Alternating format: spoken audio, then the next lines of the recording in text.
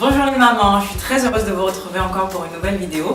Cette fois-ci, on va parler de la poussée dentaire. Alors la poussée dentaire qui arrive autour de 6 mois chez le bébé, des fois même avant, vers 4 mois.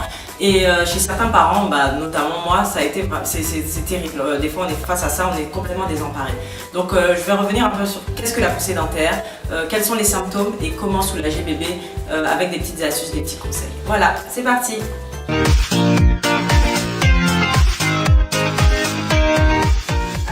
Déjà, qu'est-ce que la poussée dentaire? La poussée dentaire, c'est quand les premières dents de bébé, appelées les dents de lait, font leur apparition.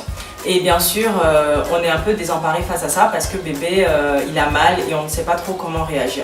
Il faut savoir que c'est jusqu'à ses 3 ans que toutes ses dents vont être mises en place et qu'il aura 20 dents de lait que bien sûr il perdra plus tard. Donc jusqu'à 3 ans, voilà, les dents vont apparaître un peu. Donc la poussée dentaire, c'est pas qu'une fois, c'est sur plusieurs moments jusqu'à ses 3 ans à peu près. Alors, quels sont les symptômes de la poussée dentaire? Comment on peut reconnaître que bébé va avoir une dent qui est en train de pousser?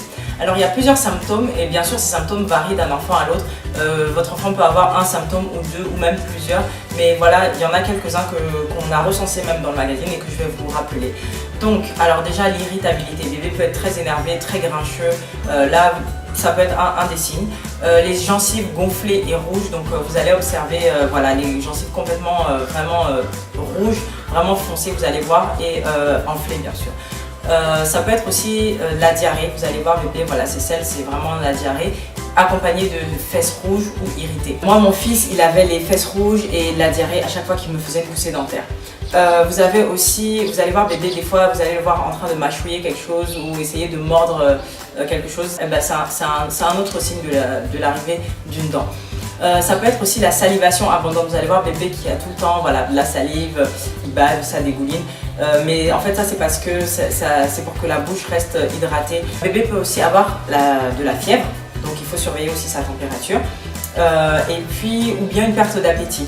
Perte d'appétit, voilà, il n'a plus envie de manger, il n'a pas très faim, voilà, donc ça c'est vraiment, moi je sais que mon fils pareil, il n'avait pas faim. Et puis peut-être des fois, bébé, vous allez voir qu'il n'a pas envie de dormir, qu'il a du mal, il est énervé, son sommeil est perturbé, c'est aussi un des signes de la poussée dentaire. Bien sûr, vous retrouvez tous ces symptômes dans l'article de la poussée dentaire dans le Baby Mams magazine numéro 2. Alors, maintenant, je vais vous parler de comment soulager bébé, parce que c'est bien beau de voir les symptômes, mais comment on arrive à le soulager quand il est énervé, quand il pleure, quand il n'a pas faim, quand il a les fesses rouges. Alors déjà, il faut beaucoup d'amour, beaucoup de tendresse, il faut le cajoler, il faut le réconforter, voilà, le masser, vous pouvez le masser, vraiment lui apporter beaucoup d'amour. Quand vous voyez qu'il salive beaucoup, vous pouvez essuyer son visage régulièrement, comme ça prévient les irritations de la salive.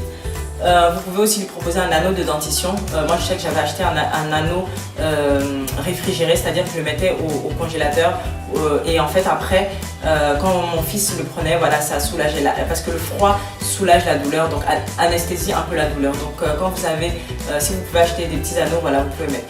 Vous avez aussi le collier d'ambre. C'est un collier qu'on met autour du cou de bébé qui en fait au contact de la peau, les pierres du collier d'ambre régulent la circulation des énergies dans l'organisme. Donc ça soulage bébé. Moi personnellement je ne l'ai pas utilisé, mais je sais que d'autres mamans ça a beaucoup marché. Vous avez aussi les gels. Les gels dentaires, c'est vendu en pharmacie.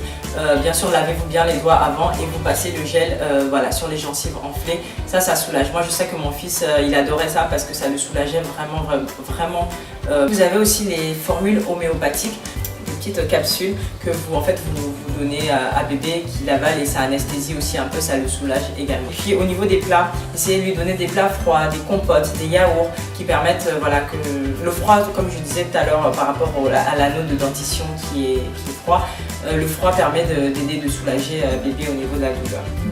Bien sûr, tous ces conseils, vous pouvez les retrouver dans le Baby Mams magazine numéro 2, dans notre article sur la poussée dentaire. Et vous avez d'autres conseils, notamment du docteur Patrick Esco, qui est le président de la Fédération dentaire internationale. Et il nous apprend aussi comment brosser les dents de bébé, parce que quand bébé commence à avoir des dents, oui, il faut commencer à lui brosser les dents. Donc il vous donne des conseils comment lui brosser les dents au début, surtout que le dentifrice n'est pas autorisé avant 2 ans. Donc tous ces conseils, vous pourrez les retrouver dans cet article. Je vous remercie et puis je vous dis à bientôt pour une nouvelle vidéo. Baby Mams, votre magazine dédié aux jeunes et aux futurs parents vivant dans une capitale africaine. Infos, conseils, astuces, bons plans, recettes de cuisine et bien plus encore pour les mamans et futures mamans. Abonnez-vous vite, 6 numéros pour seulement 10 000 francs CFA.